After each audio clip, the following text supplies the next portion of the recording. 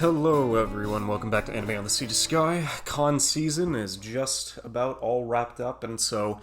going to be quite a while before any of the winter events start rolling in, but then on top of that, I would imagine a couple of people, including myself, are going to be making plans for next year. Because probably it's not going to be an opportunity for me to go back to any Revo next year, but a buddy of mine in Ottawa has been trying to organize plans to make the trip down to Montreal for Otakuthon leading into the summer. So honestly, that's probably a good a time to start as any, considering that as soon as those events start getting planned and the schedules start getting organized, then it's a lot better to get started earlier rather than later. But besides that, I'm definitely glad for the handful of people that were able to show up and witness my slipshod and first attempt at a panel over at NA Revo, considering that was over through Rakugo, Oshinoko, Kaguya. I definitely appreciate everybody stopping on by, and if you're somehow a new listener coming on to hear me rant about more anime-related stuff, well, cheers, appreciate it, thanks for coming on. Unfortunately, the first piece of news is definitely not the most positive one, considering that at least Zombie 100 that's airing this season,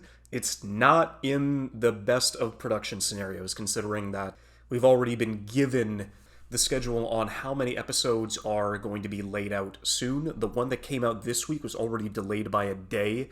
We are going to be getting the 7th episode coming in as standard on Sunday this week, but the week after, what is supposed to be the 8th episode is going to be a recap, as we're going to have to get another week before we get episode 8. Episode 9 will then fall again a week after on September 24th, and now nothing. We don't know, not even the production staff knows when episodes 10 to 12 are going to be coming out, which is just a horrible piece of irony in the sense that this new studio was created to escape the woes and the production hurdles that they were given previously at OLM, and now it's just something that is endemic of everything inside of the industry as they are now figuring out. So it's definitely tragic, considering that it's probably one of the 3 shows that I'm really enjoying currently as of this season. But yeah, I don't know, there's not really a lot that you can do through the rest of it. The only positive news that we've been given about Zom 100 as of late is that for the most recent episode, episode 6, is going to have quite a few cameos from the entire cast of Zombieland Saga. And so the majority of the gals who are inside of the Zombie Idol group are going to be making slightly short-form cameos in terms of the rest of it, because they are going to be playing the zombies, but then again, we don't really know what zombies are going to be at play, and if they're even going to be able to speak any kind of English or Japanese or just any human-esque sentences outside of the groans and the moans and the bleh. And so there's not really a lot to go through, but the fact that they were able to bring them in as kind of like an inside joke, that's kind of like a nice little piece to bring to. Now, for those who ended up coming up to join us at Anime Revolution from the US, there are going to be a couple of anime cinema nights that are going to be lined up in collaboration with Anime Expo. And so everything outside of Paprika, and so the ones that you're going to be having the opportunity to see between September and February is Perfect Blue, done by Satoshi Kon, the original Ghost in the Shell film, Tokyo Godfathers, another Satoshi Kon classic, which is definitely seeming like the majority of these projects. Cowboy Bebop, the movie, is also going to have the opportunity to be seen in theaters, and then the final Satoshi Kon on the agenda, which is Paprika, which, to be fair, is probably my least favorite Satoshi Kon work out of the rest of it, but the fact that you will have the opportunity to see all 5 of these in theaters over the course of the next 5 months is honestly an opportunity that I would love to have up here in Canada, but we're not necessarily having that just as of yet. We're still waiting on a handful of movies to come up by the end of the year, which in this case is Blue Giant, the Gridman Universe film, Miyazaki's How Do You Live, which has now been, retranslated to Boy and the Heron, and Sound Euphonium's 4th film, which is fine, because it's only going to be an hour long, but the fact that we still haven't been getting any dates, even though for months we've known a handful of these have been under the G Kids and the 11 Arts umbrella, and they were going to be given over to Cineplex, but so far we don't really have a word. They say, at some point in time, early winter, later fall, you'll be able to have the opportunity to see these in theaters, and then we still haven't gotten a single lick of information outside of that. So hopefully in the next couple of weeks we'll have the opportunity to get some dates for those to come up into Canada, but until then, at least in the US, you're going to have more than enough opportunities to see a phenomenal set of films. At least at the convention, I had the opportunity to go see Xana in Canada, Jesse Betteridge's couple of panels, one of which was including Canadian heritage moments, very much so relating to Sailor Moon, which is on Crave TV until September 17th, as Crave is going to be taking away the streaming rights for the Sailor Moon anime in Canada on September 17th, which is just completely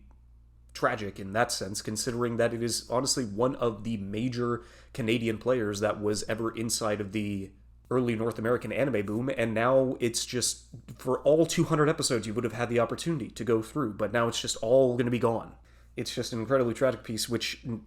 especially on Anime World Order, they consistently say where it's like, yeah, so Right Stuff, Crunchyroll store, the Funimation store, it's just, you would honestly want to get physical media in this case, because you never know when the streaming service is going to lose the rights or drop the contract, or it's all going to run out, and then it's no longer going to be legally obtainable anywhere besides physical media. Yes, the deeper parts of the internet exist, and you can go sail the high seas, but the fact that there isn't going to be a legal opportunity for Sailor Moon to be streamed is definitely something that is a little concerning, especially leading into the future bids of a handful of classic anime contracts for the majority of these streaming studios. And then a little piece to add to another one of the shows that I'm watching this season, the 1,000-Year Blood War arc for Bleach, and its second part is going to be getting an hour-long finale for this season come the end of September, which is definitely going to be something that I'm curious about watching. But as the season has gone on, the first part was definitely a bigger return to form for this series, considering that the majority of the stuff that has come out over the first 7 episodes hasn't really lived up to anything else for the rest of it. The closest that we've been able to see is Kenpachi's return, but outside of that, almost every other fight that has been introduced towards the majority of this series has just been lackluster, especially with the kind of energy and fervor that we saw from the initial part of the 1,000-Year Blood War. So, kind of unfortunate that's the case, but it's been going fine. Because, I mean, I'm not really watching a lot this season. I mean, Zombie 100's been great, but as of the past 2 weeks, it's been getting plagued with production issues. Bleach and Horimiya are fine sequels as they've been going through. JJK, I was really invested in the first 5 episodes that we got in the season, and then it went on a 4-week break. We got 2 recap episodes, and then an additional week hiatus, which thankfully isn't related to any production issues. This was a planned break that they were going to be doing, considering that I would imagine the entire rest of this series, which in this case is going to be probably 18 episodes long in a row, is going to be all based on the Shibuya arc, which has been given no shortage of hype through the rest of it. So the fact that it's been nearly 4 weeks since we've had the opportunity to watch another Jujutsu Kaisen episode is just building up all of that stress and all of that tension, which I'm hopefully, like, at that point in time, we just need some kind of release. We need some kind of action set piece to go through in the next episode. Otherwise, it's just going to be like, okay, so we're just going to jump back into the slice of life portion of all these characters that we are now leading back into present day. So kind of hoping that's going to go through at this point, considering that it's been almost universally like a hit-by-hit every single episode over the past 8 weeks has definitely been Undead Girl Murder Farce. And it's been going into its 3rd and final part that's going to be leading into this season. Definitely excited to see where they're going to be taking us, especially with the huge cast that we got introduced in the second part. And then my partner and I ended up watching the Vending Machine Isekai, which, for what it is, it's entertaining and engaging to that point. So there's not really a lot else that you need. It's a vending machine isekai, and while that initially is just an incredibly dubious and stupid premise, at least it takes the inspiration and the information for all the experience that whoever this author has on the topic of vending machines. They use that kind of background information to a phenomenal degree with the varying amount of pieces and machines that you can incorporate through just one genre of that specific trader. But it's fine. It is totally fine. Nothing great, nothing terrible, but at the very least, we're having some fun with it. And although last week, I probably won't be talking about it once it's over unless some huge revelation is going through, but the first 2 episodes of Ahsoka just dropped for Star Wars out on Disney+. And for me, I knew that it was going to have references and allegiances to characters back to Star Wars Rebels, which was another Dave Filoni project, but the fact that it is literally just Rebels Season 5 live action with a bigger budget is definitely something that I'm curious about as to what the greater expanse on towards Ahsoka's continuous character and what she represents, especially with what Rebels introduced in its first couple of seasons. So we'll just have to wait and see how this goes out over the next 6 weeks. And now to get to the meat of the episode, the one that I was specifically going to talk about is that at some point, I don't know if I was just drunk or if it just totally like slipped my mind on the rest of it. I just put in a topic down on my notes that just said modern studios. And so I don't know if that was supposed to be look at every single studio that is currently making anime, which at this point is nearing 500, so there's no fucking way I'm doing that. Like, not necessarily 500 anime studios, but 500 studios that are attributed towards animation, whether it's animation studios that do stuff for video games or for film or for television or like other realms of television. There have been 500 studios connected to the anime industry that have helped it in some way, shape, or form. But at least what I was able to twist that into now is kind of just, well, modern anime studios, like where does the modern start, and does it go in the 2010s? Does it go into 2000s because it's the new millennium with, was it before Digipaint? Was it after Digipaint? Like, where exactly does this start? And considering the large list of studios that are in action now, the best way that I was able to dilute it down into it is the modern day streaming equivalent. And so Crunchyroll and Funimation had already been streaming stuff since 2010, as Crunchyroll started getting into the legal and legit ways to go through streaming services, because I do believe that their first major in was that they had almost all the rights to Naruto and Naruto Shippuden, and so they were able to build on that towards the 2010s. And then Funimation and Crunchyroll ended up joining out between 2014 and 2017, but 2017 in particular was the year that everything started going crazy, where it was just Crunchyroll was at the height of its popularity, taking over the vast majority of anime that was distributed over worldwide, but then you ended up getting Funimation coming into the mix, Amazon Prime introducing Anime Strike, which was a complete fucking flop to the point that it didn't even take them a year to cancel Anime Strike entirely, so that you would just get everything related to it if you had an Amazon Prime account. High Dive also jumped into the fray, taking in classic licenses. Like, for me, I ended up watching all of Legend of the Galactic Heroes on High Dive, considering that they were the ones that had the streaming rights for that series specifically. And then to top it all off, I also ended up watching one of my favorite shows of all time, which is Run with the Wind. And so consistently, they do have like one or two shows per season that do breakouts, specifically like what I talked about at the panel, Oshi no Ko. That was their biggest debut series over its 6 years since from the 6 years since its inception. So the fact that they were able to do that with their title, and they're going to be the ones considering moving on with everything Oshi no Ko related, that's honestly massive. But for the purpose of this podcast episode, I'm going to be keeping it specifically to 2017 and onwards as to what the studios have been putting out through the rest of their projects. So I guess the small ones that I'd like to at least mention but get out of the way quickly. Dean was, before 2017, having kind of like a miniature renaissance in the fact that they ended up getting Konosuba going. They had Rakugo Shinju, as I talked about previously in my panel, and Haven't You Heard, I'm Sakamoto, all within the span of a year. They were originally known for being the first Fate Stay Night adaptation, the first Unlimited Blade Works adaptation, but then they were doing stuff like Pupa and like random shit like that, and not necessarily getting a lot of stuff done. And so ever since 2017, Dean has kind of just fallen off the map. The only like major property that they have going for him is Log Horizon, which unfortunately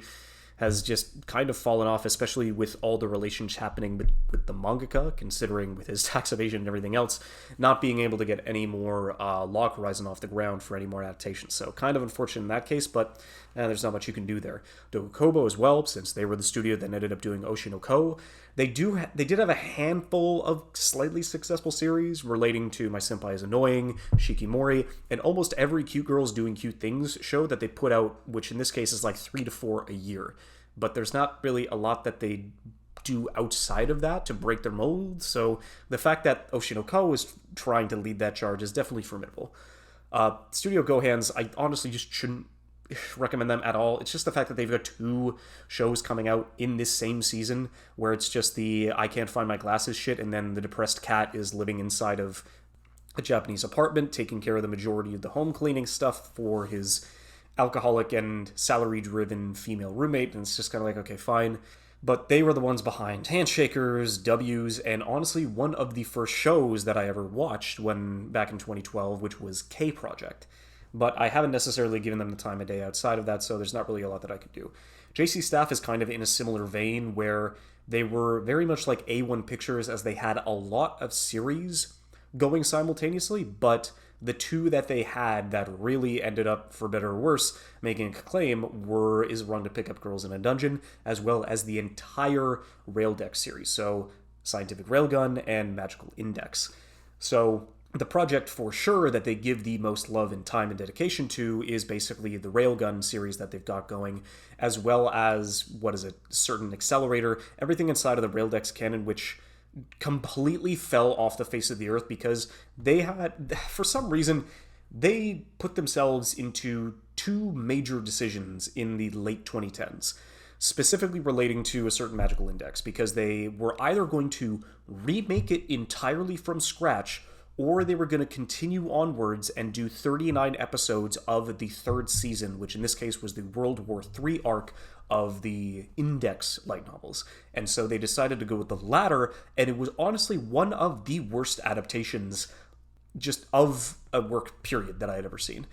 Nobody was happy with the third season of Index, considering that it was definitely one of those season 3 When shows that was always a common meme in the late 2000s and the early 2010s, but the fact that it just let everybody down, and now they are hard locked into, if they ever decide to do any more Index stuff, which they have more than enough content to work with, they're going to have to continuously move forward and do season 4. So I just don't know, man. JC Staff doesn't really have a lot to go off of, so they're in a really rough spot. And then Sunrise as well. Outside of Wave Listen to Me, which was probably one of my favorite shows of 2020, Sunrise is in charge of the majority of the Love Live and almost everything related to Gundam. So they will always be relevant and always be like making that sweet dough, since those two franchises on their own will do more than enough to sustain them into the future. But now for modern studios specifically. Mappa in of itself is probably the most popular studio as of late. They, I believe, started back in 2013 as they broke off of Madhouse, but as of late, they just had such an up and down section, especially like one of the shakiest starts when they started picking up as many projects as humanly possible in 2017 onwards, where it's like they had God of High School, they had tacked off Destiny, they had the fucking Yasuke adaptation, which was honestly one of the worst shows I'd ever seen. And then you end up getting through like some good stuff, like you had Zombieland Saga, Inuyashiki got a lot of press going towards the rest of it, Dororo as well, once it was able to ramp up in its second half. Although you had a couple of opportunities between the rest of it to have stuff like Grand Blue Fantasy and Dorohedoro come in the mix, one being a manga adaptation and one of them being a video game adaptation, and they both did phenomenal jobs in their respective sections. But then the most recent things that they are most well known for definitely comes down towards Jujutsu Kaisen, the final seasons of Attack on Titan, basically seasons 4 onwards, Vinland Saga's second season, which they ended up picking up from Studio Wit, and then as of late, one of the most hyped, and to be fair, one of my favorite shows that Mappa's made, Chainsaw Man. Especially with what Mappa's going to be doing in the future, with Vinland Saga's third season, Chainsaw Man's second season, the final OVA, which we should get by the end of the year for the final chapter of Attack on Titan, and currently, as I was saying before, they are doing Jujutsu Kaisen with their second season as well. Even though it is a different director, with what he was able to accomplish with the first 5 episodes, doing the quote-unquote prequel to what this second season is going to be about, I dare say it's like easily in good hands. Now, Studio Bones in particular has got a wide variety of talents and works under their belt, where they're probably not one of my favorites. They're definitely close, especially with the kind of people that they're able to employ for the majority of their products. So you definitely know them for Bungo Stray Dogs, very much so for My Hero Academia, but for some of the smaller stuff that they've done collaborations with, I mean, they did Hisone to Masutan, which is a really interesting human drama with dragon fighter jets, which is, if that's something that's up your alley, definitely go for it. It is a phenomenal 12-episode series. And then they did a Shinichiro Watanabe project with Carol and Tuesday. And then in terms of one of the most recent films that they ended up doing, was kind of like a hit and the miss, like very shaky for me, but still enjoyed it nonetheless, which was Josie and the Tigerfish. For more crazy productions, they've been doing Skate, they've been doing Case Study of Vanitas, but the most well-known one that they've done recently is Mob Psycho 100.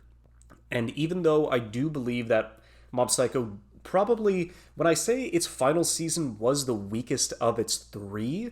I mean its weakest season was a 7, where the other two were 8s and 9s. And it's just what they were able to accomplish, which, to be fair, for me, at least with the second season, is probably going to be a modern classic. And if we're talking about like modern shonen to recommend to people, that is an open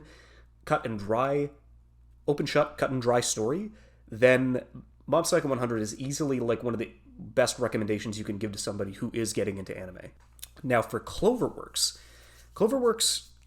basically broke off most of their stuff from A1 and Aniplex,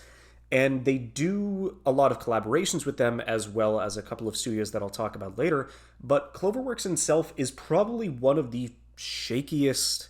ups and downs, like probably the not really a biggest hill and valley sort of deal, but the works that they cover can be inside of the same genre, but very drastically inside of quality. I mean,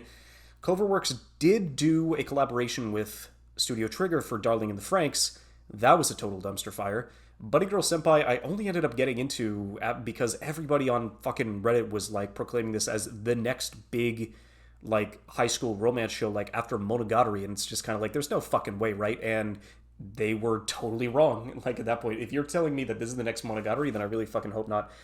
I did end up watching the 12 episodes, but at least the sequel films and everything else that came out afterwards, I'm just like letting sleeping dogs lie, because I'm definitely not going to be getting back in this series. Like Promised Neverland is just a microcosm of what the entire studio like is known for, considering that there's not really a lot that they could have done with the second season that shall not be named. But I mean, the first season of Promised Neverland was an amazing introduction to that world and to that story. But due to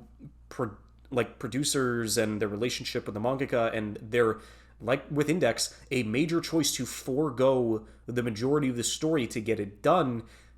basically spelt its downfall. And then now nobody is going to be touching this series ever, because you're talking about a technically open and shut 24 episode story where the first half is amazing and the second half takes a nosedive so fucking hard then you would assume it's the Marianas Trench. But they do end up getting a couple of decent romances. You've got Horimiya, you've got Sono Bisque Doll. Wonder Egg Priority is kind of similar to Promised Neverland, except for the fact that it was a last episode just tragedy, especially with the delay, especially with what people were talking about it and hyping up, and the overall like it's a microcosm of Promised Neverland, because they had 8 amazing episodes and then the writer himself just really started going off the rails with his specific ideas on what he wanted the show to be, resulting in a fine transition into psychological horror, but then not just finishing it succinctly and never being able to have the opportunity to just communicate with everybody involved in the production. And then it just led to one of the like most tragic whimpers of a series that I had seen in a long time. Shadow's House and Tokyo 24 are kind of like varying degrees of just like what the hell is going on, but I've heard decent things about Shadow's House. I don't recommend Tokyo 24, but then as of late, their 2 most recent projects, one of which is a collaboration with Studio for Spy Family, and then Bocchi the Rock, have just been rocket pieces of success over the past 12 months. And so the fact that they've been able to adapt those series so well and with such a good degree of collaboration with Studio, and what they were able to adapt into these stories and elevate the source material to such a high degree, it's definitely one of those shows where it's like, oh yeah, no, like you could recommend both of these shows to almost anybody, as they are phenomenal introductions into the world of anime, especially with how recent they are. The only problem is that with most recent introductions, unlike the previous ones, they're not just cut and dry. They are still ongoing, so there's not really a lot that you could do to recommend somebody. It's like, so where's the rest of it? It's like, well, it doesn't exist. I mean, it exists on pen and paper in manga form, but there's not really a lot because neither of the stories are complete. It's like, okay, does that happen a lot? It's like, oh, son, welcome to anime. The vast majority of shows that you're going to watch are never going to have endings. Now, A1 Pictures, like relating to Cloverworks, had its heyday in the early 2010s, considering that they got so much I mean, the studio itself, A1 Pictures, didn't get a lot of money. Their subsidiary and their distribution, Aniplex, on the production committee, made so much fucking money off of SAO, especially with it being one of the biggest shows in the 2010s period, especially when it was airing at the time. Like, it was just one of the biggest shows in 2012, period. And they were able to ride that success towards the rest of the fact that they're still making it 10 years later. But I mean, as of late, there's not a lot of amazing pieces that they can also honestly just add to their repertoire. Shows that aren't being successful enough as they are just emptying the pockets of the studio faster than SAO can fill them back up. Because Interviews with Monster Girls was fine, Blend S was fine, Wodokoi was fine, 86 is like such a whiplash where it's like people really do enjoy it, but also to a degree where there's just something that doesn't really help inside of its story, where there are a lot of up and downs. Their production with Nier Automata was definitely hindered by COVID, but it was just tragic to see the way that went. Hypnosis Mike was kind of a hilarious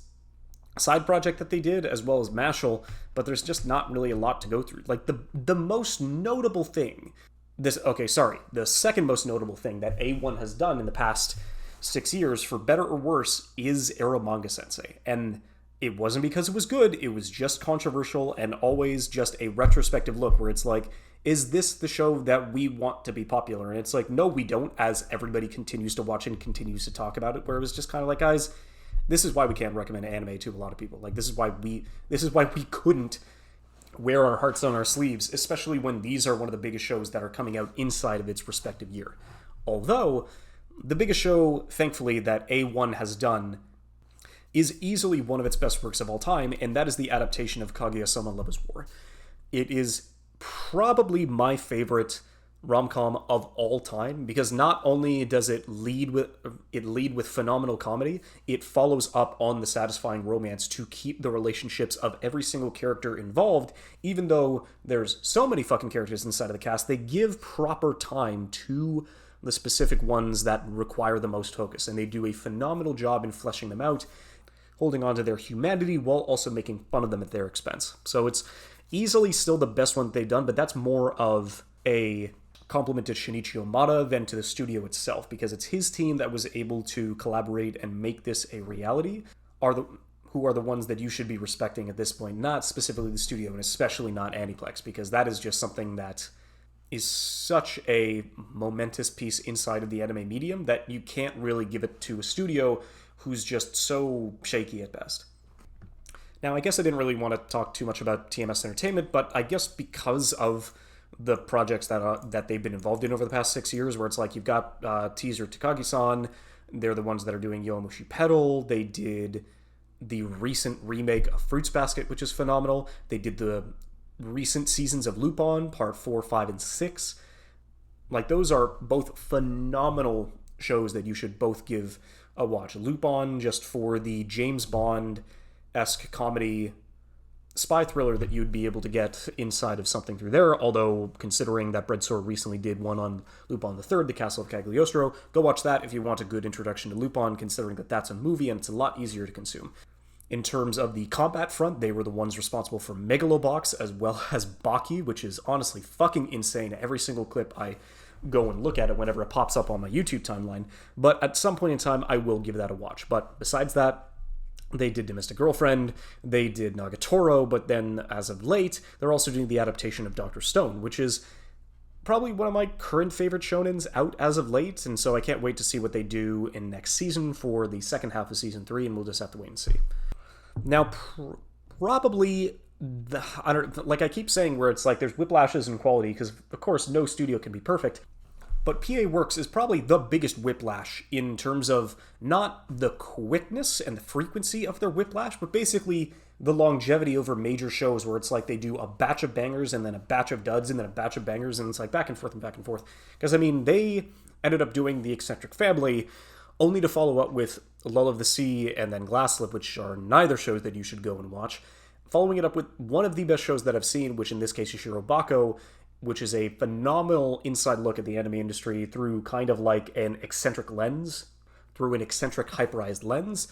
only to follow it up with Charlotte, Haruchika and Kuromukura, which are just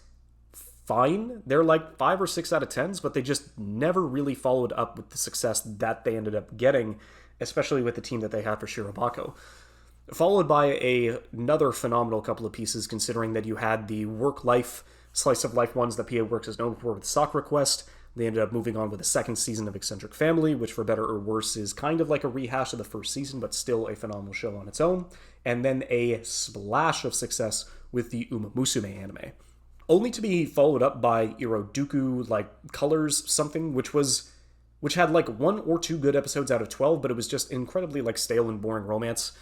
Leading in through Appare Ranman, which, same deal. 2 phenomenal episodes led by a stale Wacky Races parody. The Day I Became God, which was supposed to be Jun Maeda's return, but it had like 1 or 2 like fine episodes only to become a complete dumpster fire. And then Aquatope, which was something that I followed because normally when PA Works does a work-life slice of life, that's something that I'm interested in, but I just don't know, where I kind of like the second half of the season better because it got into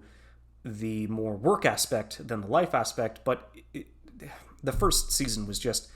so incredibly lackluster and like one of the most boring pieces that I'd seen, so I don't know. It honestly totally fine. Stepping into the 2020s, though, you've got your boy Kongming, you've got Akiba Maid War, you've got Buddy Daddies, you got Skip and Loafer, just back to back bangers inside of the studio over the past 2 years, which have just been phenomenal series in their own rights, all related to comedy, related to an overhyped drama, into another like slice of life comedy, into another slice of life where it's like, okay, well, you get what I'm saying. There are a lot of slice of life comedies that lead in towards the rest of it, but what they're able to accomplish with the various kinds of lives that their characters inhabit, they still all have the same mark of quality, considering that you get involved inside of these characters' lives no matter how chaotic and crazy they become. And it's still a phenomenal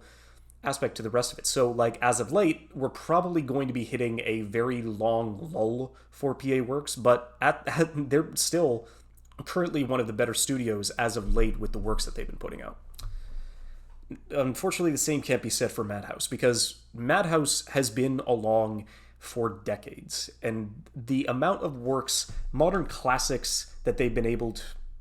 and the amount of works and classics that they've created inside of their heyday are not going to be able to be topped anytime soon. I mean, this is the studio behind Vampire Hunter D Bloodlust. This is Cardcaptor Sakura. This is Tokyo Godfathers. Basically, almost everything inside of Satoshi Kon's line of work. Same deal with Mamoru Hosoda in terms of Summer Wars, or Who Leapt Through Time. Masao Maruyama almost bankrupted his entire company, almost driving it to the point of ruin for making Redline one of the most visually entertaining films in the past 20 years. They were the guys behind Monster. They were the guys behind Death Note. They did the first season of One Punch Man. They had Black Lagoon under their belts. They had High School of the Dead, No Game, No Life, the remaster and remake of Hunter x Hunter inside of 2011 onwards. Just all of the stuff that they have been able to create have a hard time to be replicated anytime soon. But they've kind of just been like up and down, where they're still making creative works, but not to the same success that they had back in 2015 since One Punch Man. I mean, as of late, they did Chihaya Furu's third season, which is easily like one of my favorite seasons of anime in the past 5 years. They did Aka 13, which was a decent but slow-paced political drama inside of a fictional country. I mean, A Place Further Than the Universe. If you're talking about a modern slice of life classic, then that's definitely one that I would recommend to anybody that is looking to get in an anime. But they're also with Police Pod. They also are unfortunately the ones behind Overlord. They created Don Glees, which was my least fucking favorite movie of last year, considering that it was one of the most irritating pieces of fiction that I had seen come to the big screen. But they also have Sunny Boy, which is probably something that was a lot better binged instead of watching week by week, because it was such a slipshod artistic mess at times, but the final episode is something that legitimizes its existence entirely. So that's honestly something that I'm personally going to look on for the works that they have leading up to come, especially next season when they are going to be the ones adapting Freyren at the Funeral or At Journey's End, which is definitely something I'm going to recommend anybody have the opportunity to watch once it comes out next season. And so now a studio that is on like the edge of being one of my favorites, but is like as of late been doing nothing but phenomenal pieces of work, Wit Studio, as they ended up starting off their entire repertoire with the first season of Attack on Titan. If you want to talk about a modern studio having like as big of a banger as Attack on Titan was, you'd be hard pressed to find any in this day and age. Since they did the first 3 seasons of Attack on Titan, every single one of them was phenomenal. We are so close. I mean, Mappa's going to be able to finish the story at the end of the year, but with what they were able to accomplish with those first 3 seasons was probably some of the best modern television I had seen, period. They tried to replicate that with Cabaneri of the Iron Fortress as their own original work, not to the same degree of success, but it was still fine for the action romp that it was. They started off with the first season of Ancient Magus Bride, which they handed off to another studio. After the Rain was a good age gap romance, leading into the first season of Vinland Saga, since they did need to focus on a lot of the action, considering that was the kind of story it was at the time. Netflix's Great Pretender was a phenomenal 3-part. I'm not going to believe that there is a 4th part. You cannot convince me otherwise. If it was just the first 3 parts, it would have been a phenomenal show, and that's where I'm just going to leave it as, because the final arc is really just not the worst thing I've ever seen, but probably like one of the biggest betrayals of what the show was, period. Everybody loved Fivi Fluoride Eye Song. That was a phenomenal piece of work that was also original. They were the collaboration piece with Cloverworks for Spy Family. They've been doing a phenomenal job, and probably their current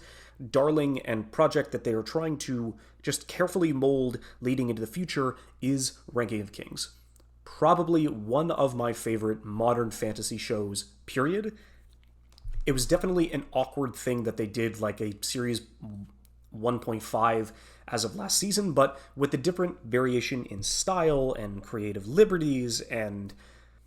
different set pieces that they were able to imbue into what the first season made great, while also continuing it on with 2 of its episodes,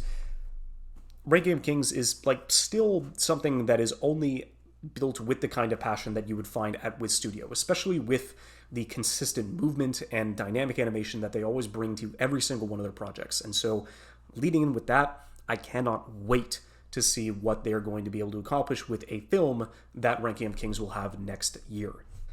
And then I guess I totally forgot to talk about Studio Ufotable.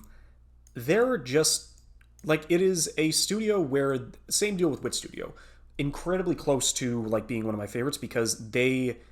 give such a stamp of quality to every single project that they have been a part of through the rest of it. Every single modern Fate adaptation through Fate Zero, Unlimited Blade Works, the Heaven's Feel films, Karen no Kyokai, everything revolving around that studio is just phenomenally well put together. Their composition is amazing. Their After Effects between their 2D and 3D implementation to every single one of their projects is just probably the best in the industry at the moment. But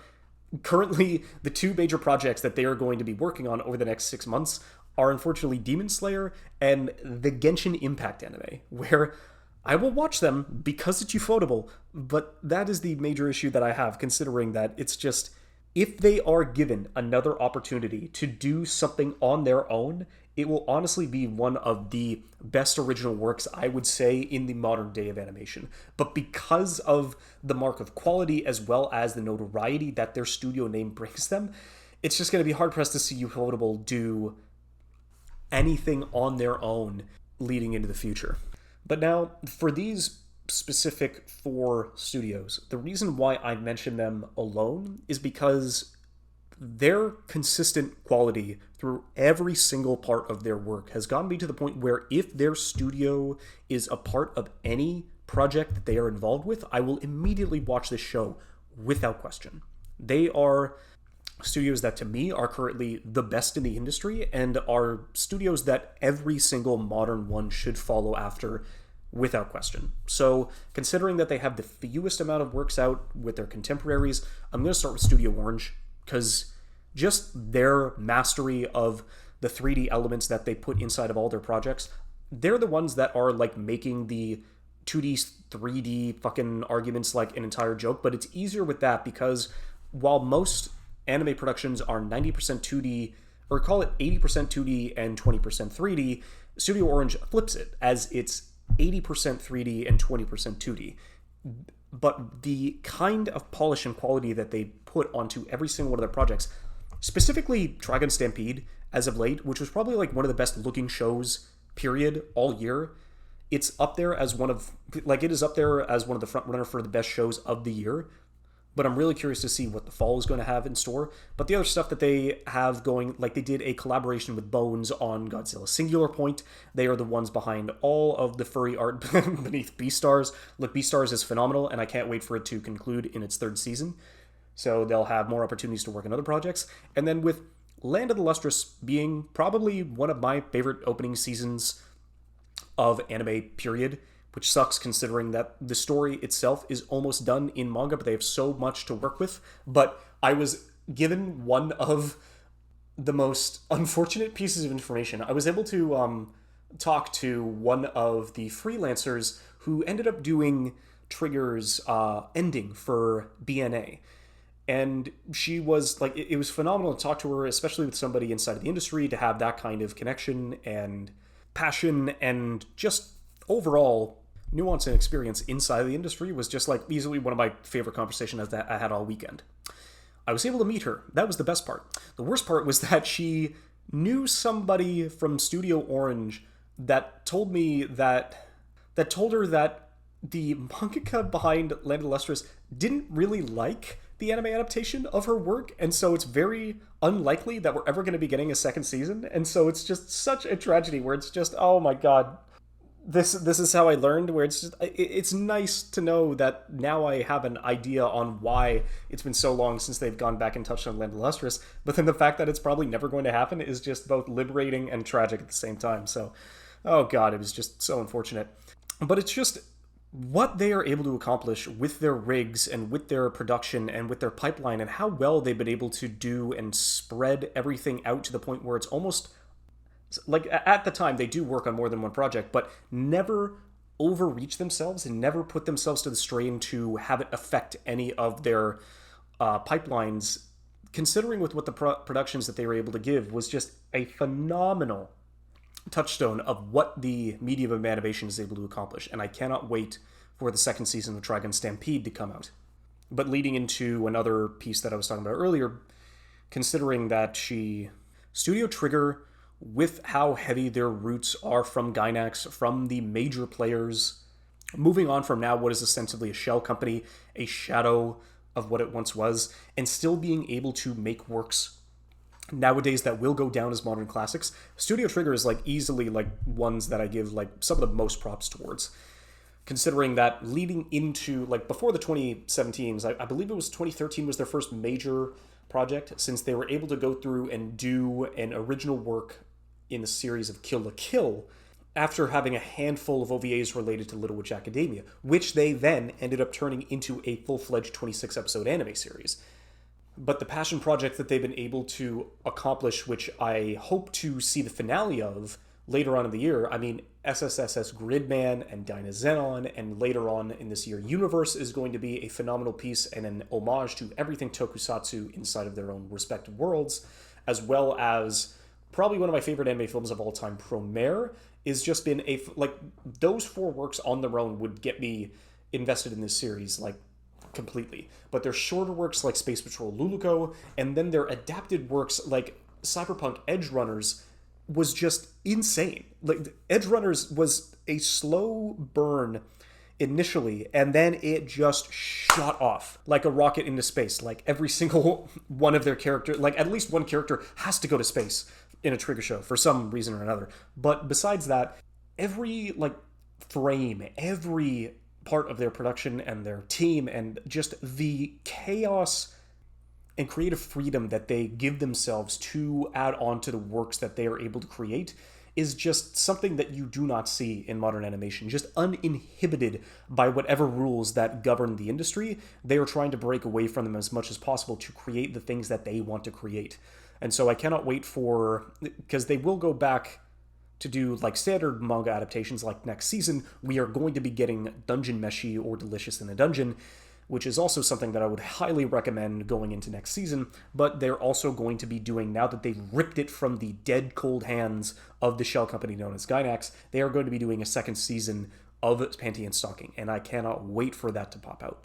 Now, on top of trailblazers for the anime industry as a whole, Kyoto Animation is just a show. It's just a studio that I cannot give enough love and support for, especially with the tragedy that happened towards them, especially with the fire that happened back in 2021, was just, if there was ever a studio that you would never want anything bad to happen towards because of their contributions, because of the way that they are pushing for autonomy and good pay and good hours and good salaries for people inside the animation industry, but the fact that they were the ones that ended up getting hit by an arson attack in 2021 just was one of the shittiest things that I've seen to happen to a modern animation studio, just period. Because what they've been able to accomplish with their works, through Canon, through Clannad, through Haruhi Suzumiya, Tomoko Love Story, Tsurune, Free, just those back-to-back works on their own are just something phenomenal to tap into that kind of an industry, regardless of it's just the cute girls doing cute things genre, as they were almost pioneers of. Look at K-On! It was an absolutely phenomenal piece that they were able to add to their repertoire and just be the forerunner for basically a cute girls movement leading to the 2010s. And then it hasn't even stopped them as of late, regardless of the tragedies that surround them inside of the fire and beyond. I mean, they were the ones that were behind Tsurune. They did Violet Evergarden, another phenomenal anime film that you would be able to recommend to somebody getting into animation as a whole. I mean, the Silent Voices up there. Just the overall joy that Kobayashi's Dragon Maid brings to people and the solace that it's able to give. And probably one of my favorite series of all time, Sound Euphonium. I'm really hoping that I'll be able to get to see that hour-long OVA leading in towards the rest of the year, but Kyoto Animation, even though they give a mark of quality to almost every work that they have put out in the past 15 years, they're also ones that I follow and try to support to the best of my ability, because they are consistently trying to make the lives of animators and the industry as a whole, give them a home and give them a place to hone their craft and just be better versions of themselves. And so now this final studio is just honestly something that it does have its ups and downs, and it's still not going to be the best idea for me to watch everything that they've done, but just what they are able to accomplish, especially with, if you want to talk about creative liberties,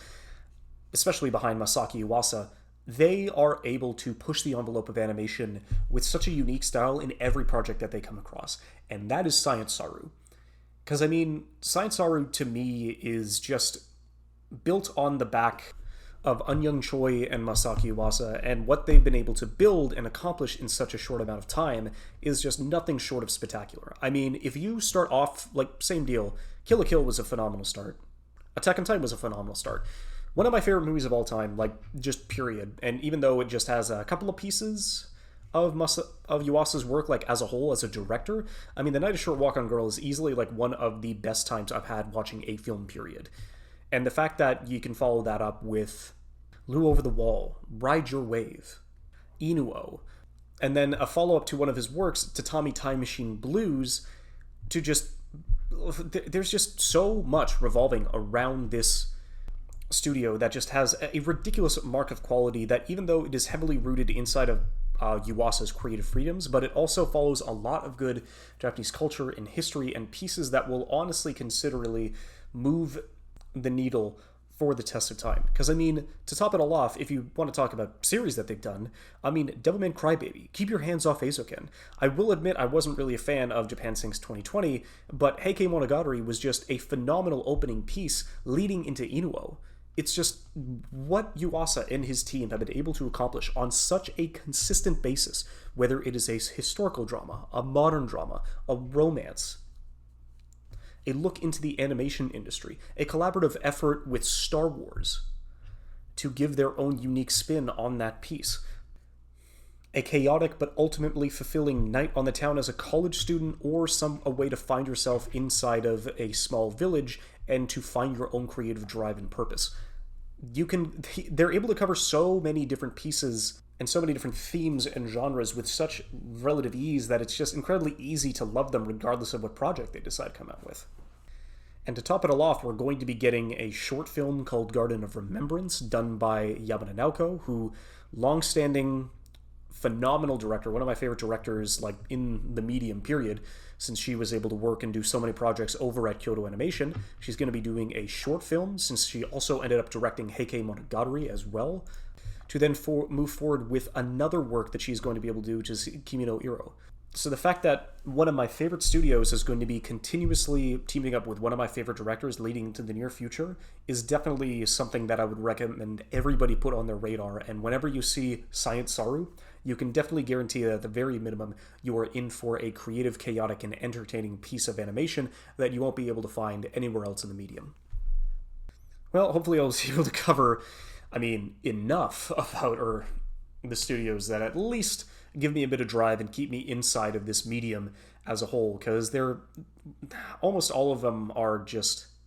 teams and productions that should be given just the highest praise and the highest amount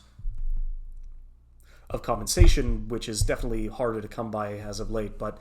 I just really hope that leading into the future, that the animation industry as a whole is able to give more back to the creatives that are able to make this industry go round, and then lead to something that is more sustainable inside of an incredibly saturated and competitive medium that is always looking to grind and squeeze out as much content as it is possible, just so they can pad out their libraries for whatever service is leading in. But I don't know, who am I to judge? All right, well, cheers, thanks for stopping by, have a good one.